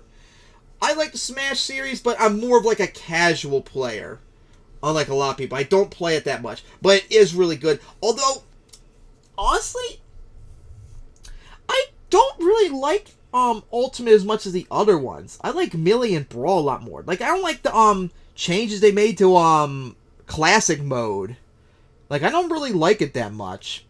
So, and plus, although it made getting characters a little bit easier, I just don't like the change they made to Classic mode. So I don't like Ultimate as much as I do the other Smash games. But it's still good enough to get 75. Real Politics, like I call it the poor man's Vicky 2 for the Switch. It's a not real-time strategy, grand strategy where you run a nation and try to build up, but the combat reminds me of Vicky 3, which might be the case in the future, which if that's the case, that's not looking really good. It's very simplistic. Honestly, I think it's more of like this. But maybe it's more because I have to figure it out. Pokemon Mystery Dungeon Rescue Team DX. It's the remastered version of Pokemon Mystery Dungeon Rescue Team Red and Blue. Now, like I said earlier, Pokemon Mystery Dungeon, where you play as a Pokemon, and the original games, Red Rescue Team and Blue Rescue Team, is you have to go around rescuing Pokemon, all of that. This is the remake of it. It fixes a lot of things, but still a pretty hard game too within itself. And I still have to get to the harder parts too when I do my playthrough, when I have to go after Groudon and Rayquaza. Wow, only a 65? Dude, that is harsh. I'm going to give it a 75 for right now, which is probably the highest of all the Mystery Dungeon games, but it definitely ain't no 65. Dude. Alright. Next on the list is New Super Mario Brothers, which was the Super Mario Brothers game that came out for the DS in 2006. I'm not really a fan of the Super Mario Brothers games because they're just simply way too hard for me. So, yeah, I'm going to have to give it a low score. If it was easier like 3D Land, 3D World, I would give it a higher review. But it just isn't fun because it's just simply too hard for me. New Pokemon Snap, it's the sequel to Pokemon Snap. It's just a game where you just go around catching Pokemon. Now, they made it a lot longer because they add a lot more plot to it. Because the original one, Pokemon Snap, you can literally beat that like in an hour. Like, it's that simple and quick. This one's had a lot more, not context, more stuff to it to make it take longer. Now, the concept, because I've mentioned this before, if I ever do a YouTube series on this, the concept of the game is stupid. Yeah, I'm going to say it's stupid. What is so appealing about a game going around just taking pictures of Pokemon? That's just stupid. And it just largely is just pandering to the nostalgia of Pokemon Snap. But it still is a good game, but it really is just pandering. So, it's going to get a passing grade. Actually, maybe that might be a little too harsh. Maybe I'll give it a 73. Because it's just a simple and stupid game, just taking pictures of Pokemon. It's not really that impressive, but it still is fun. Alright, MotorStorm. This is like one of the only free... This is like the only PS3 game I've ever fully played a lot of. MotorStorm, it's a racing game that takes place in the desert, kind of like MX versus ATV Unleashed and all that, but a lot more intense. I remember playing this for the demo when it came out in 2006, all over the place at like Best Buy and all of them. The demo was made the game really good and fun, but then when I actually played it, it was like really, really hard, and that really turned me off to it. Now, I actually got the game back in December to play again, but that's when I found that my PS3 was busted, so I bought the game and I still have not played it yet, again, sadly, to give it another try, but right now I'm going to have to give it a 60. If it wasn't hard, I would probably give it a better one. Now we're going to get to the game that I'm going to be streaming next on my stream list. Monster Hunter Stories 2, Wings of Ruins. It's a spin-off to Monster Hunter, it's two of them, because this is the sequel, where it's more like an RPG aspect to Monster Hunter. I have not played enough in order to get into the story, but it still is pretty good. But its score is going to probably be a little bit lower since I have not gotten into the lore very much. I'll give it a 73. Luigi's Mansion 3, it's the sequel to the third game in Luigi's Mansion, where, the Luigi's Mansion, because I played the original, where, Luigi wins an award to a mansion that he never never competed in, and Mario got kidnapped, so he's got to go for this haunted mansion full of booze and other ghosts to save Mario. This one takes place in a haunted hotel where they want to, I think it was a contest that, once again, Luigi did not get in, and is there, and everyone gets kidnapped, so Luigi's got to go up the hotel in order to save them.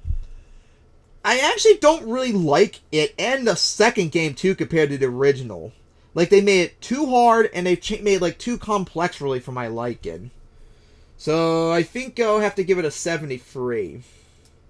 Don't make the games too hard, and don't make them too complex compared to the original. I would probably like it a lot more. The next up is Game Dev Story, a Cryosoft game, which I don't know how it says it came out in 1996, because this game graphics is way too good for any game in 1996. I don't know if Cryosoft's even been around that long, but it's like a variation of like Mad Games Tycoon, where you run a video game development company. It's much more simplistic too, so it's like the worst one of all the ones I've played, but it's still solid. But I'm gonna have to give it a 68 instead of like a 70. Ed and Eddie Jawbreakers. It's another Ed and Eddie game where you have to go around. It's like a platform and adventure. We have to go around like get enough money to get Jawbreakers. Bad. Just bad. Like, just bad. It's hard as shit. You can't... There's no way to even save it either. You have to use stupid codes. I mean, not cheat codes. Like, passwords in order to get through it, if I remember correctly. I was playing... Wait, I didn't... Oh, that's right. I did load up, like, a few weeks ago in order to, like, see if it worked on the emulator, but it's not really good. It's way too hard. This one I haven't played in a long time, and I actually don't even have it installed on the Alienware.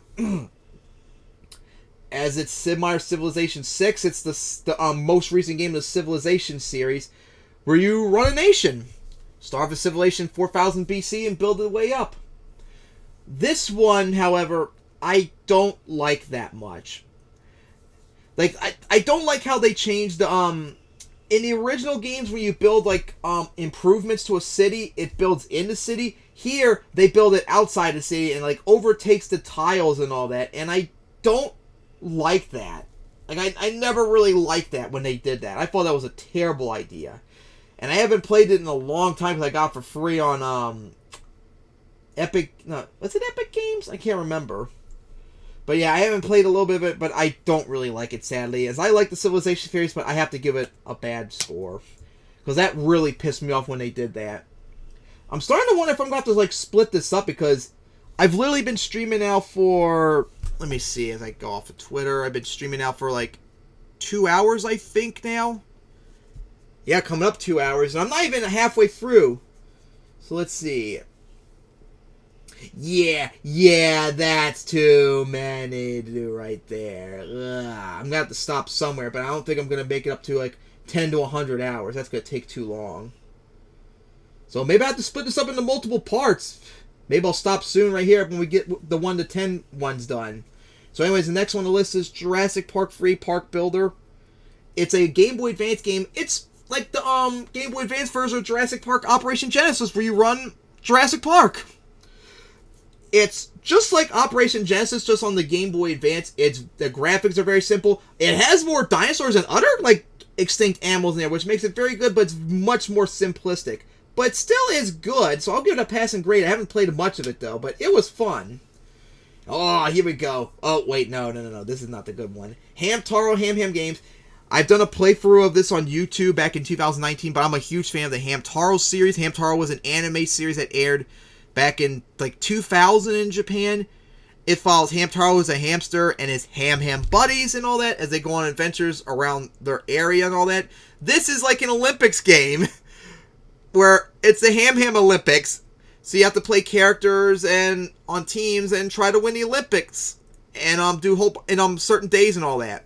This game, depending on the Olympic game in question, is either stupidly easy that you can't lose to stupidly hard that no matter what you can't win. It's both frustrating and, like, easy at the same time. It's like, what? I've never lost to it. I haven't played in a long time, but it's like a roller coaster ride. I'll say that.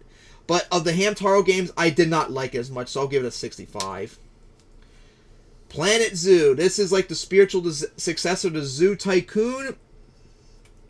And it's very in-depth, but unfortunately for me, I think it might be too in-depth for my liking, and I still haven't fully figured it out, along with the fact that it doesn't run well in the Alienware or the desktop, so that's not really good. I might have to try my dad's Alienware. Maybe it'll do better if I play it on that, but I have not liked this game that much.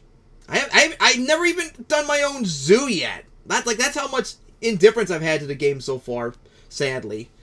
And I really don't want to give it a bad score, but I kind of have to right now, sadly. It's a 60. It does not have the same appeal to me like Zoo Tycoon does. Like, a lot of those games like Planet Coaster and Zoo Tycoon are supposed to be like successors to like the older games. They just haven't appealed to me as much. Mario Kart 7, which is like, I think the second to last version of the Mario Kart series that came out for the 3DS in 2011. It's just standard Mario Kart. It's going to get at least a 70 at least. Although some of it is pretty difficult. Most of the Mario Kart games are really difficult. Although not really much deluxe at the moment when I last played it. Online, at least. Crazy Taxi 2, like I already said, Crazy Taxi 2, I've already said much about it. Giving it a 70. All of them are at least a 70. Hasbro Game Night for Nintendo Switch. This is a combination of Risk, which I've already mentioned, Monopoly, which we've all known and played before, it's another board game, and I think it was Jeopardy. I'll give it a 70 at least. It's a passing grade. There's not much to say about it. YouTuber's Life. It's a life simulator where you play as a YouTuber. Aaron suggests I do a YouTube series on this in the future. I still would need to try it on OBS and all that. I like it. It's kind of not complex.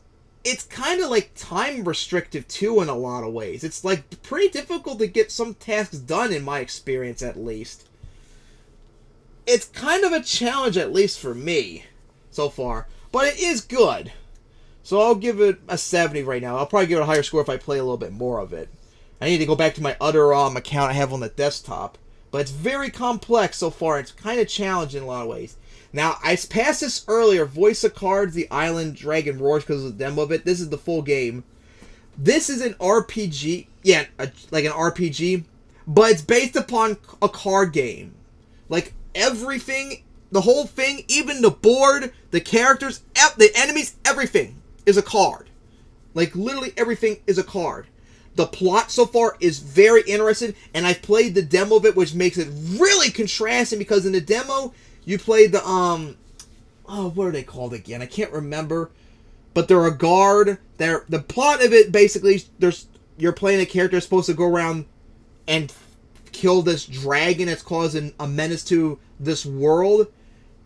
And this guard that's also doing the same thing. In the demo, you play as them, and they come across as good guys. But then when you play as this new character in the game itself, they're kind of antagonistic. To the point where early on in the game, you have to actually fight them, and they destroy you like in one turn because they're so strong. So it adds like a really interesting contrast, which I'm glad I played the demo for, make it more interesting. Like really in-depth into the plot and all that.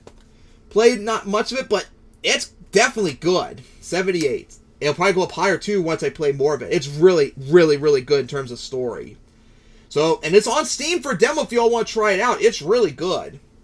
Kingdom Reborn. Now, this is the game I mentioned earlier as like a better version of Banished.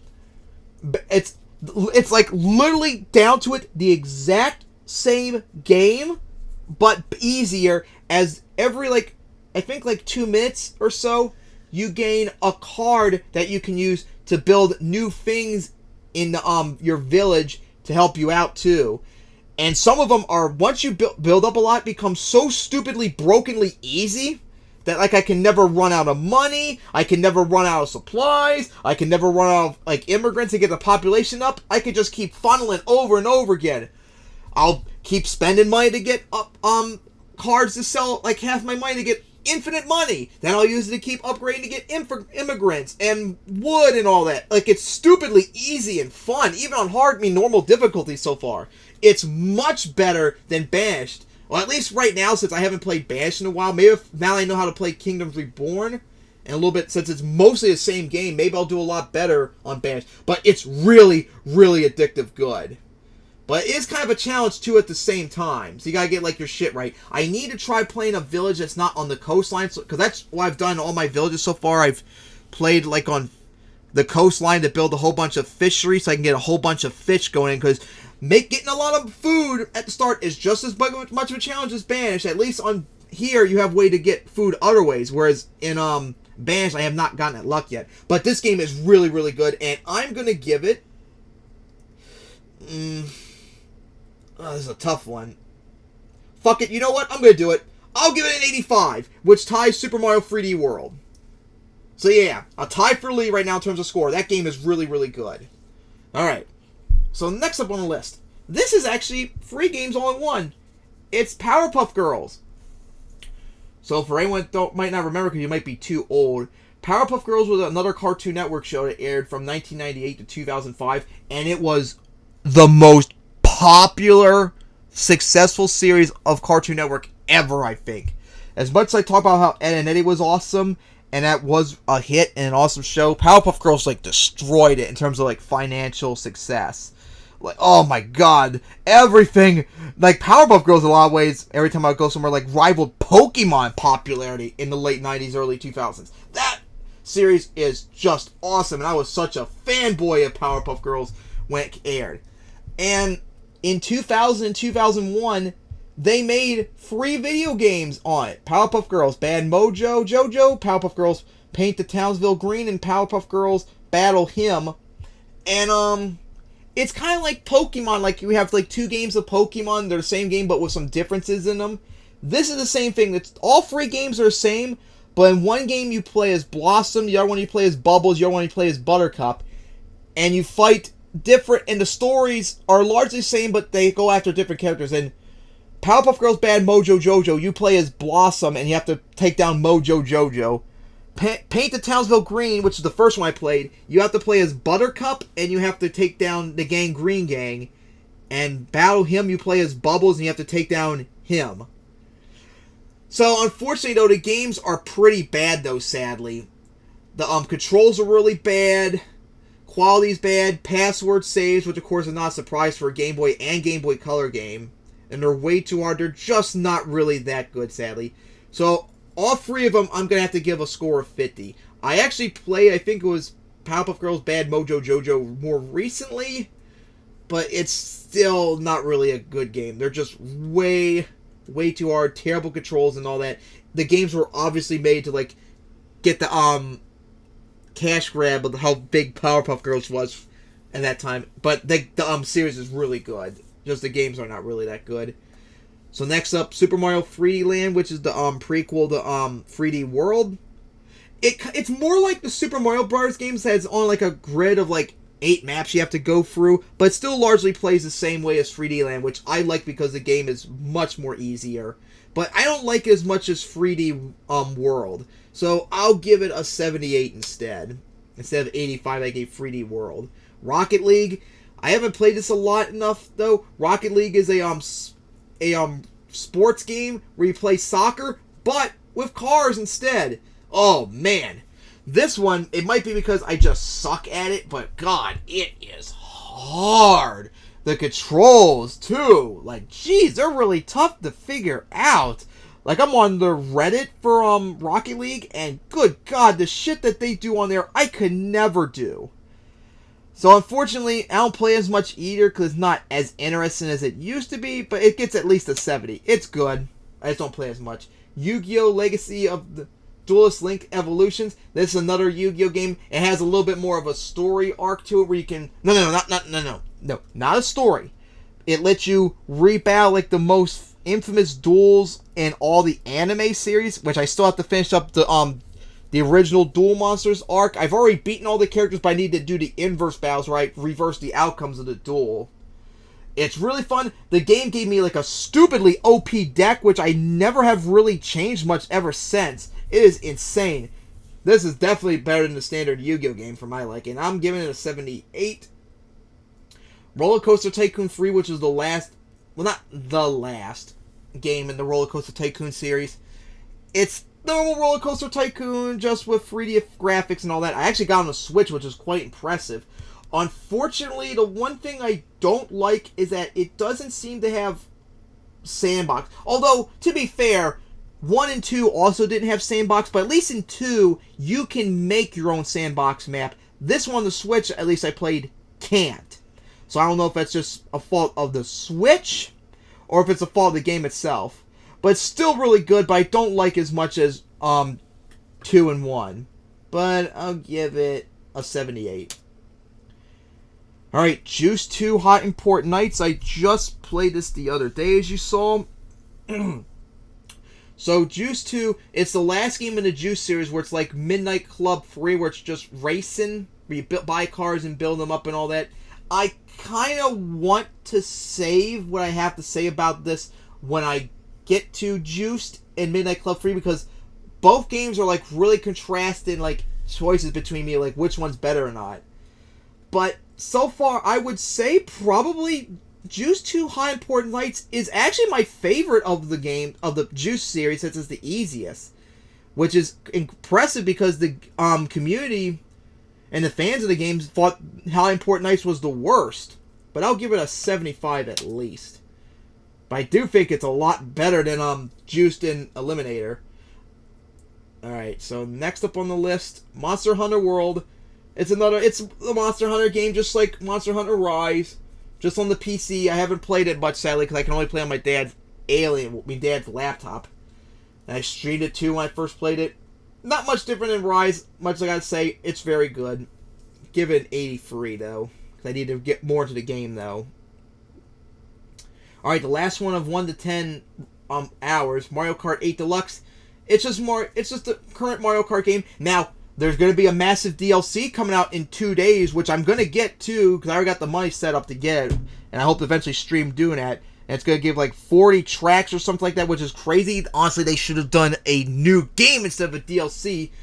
But I can't wait to get at. The game, so far in my experience, is probably the easiest Mario Kart game I've ever played. Although I haven't really focused on the single player stuff. I've mostly been doing the online stuff now against other players. So I need to get back to it. But it's definitely, I think, the best Mario Kart game. At least for me, it's the easiest one. But it's not going to get that high score compared to 3D Land, 3D World. Since I'm more of like a casual player. So I'll give it like an 83. Which is up there in terms of score. Alright. I was hoping to maybe get this all in one go. But as you see, I've already streamed now for 2 hours and 10 minutes. And I'm not even halfway here yet. Like, I wonder how many games I've done. Is there a way to tell by, like, scores? Let's see. Because, not complete stats. There should be... Oh, it's not showing, like, review. Alright. Let's go back. Oh, I have an idea. I think I have it right here. There should be an option for, like, user score. Oh. Well, that's going to be a little bit annoying. Since I can't... 2, 3, 4, 5, 6, 7, 8, 9, 10,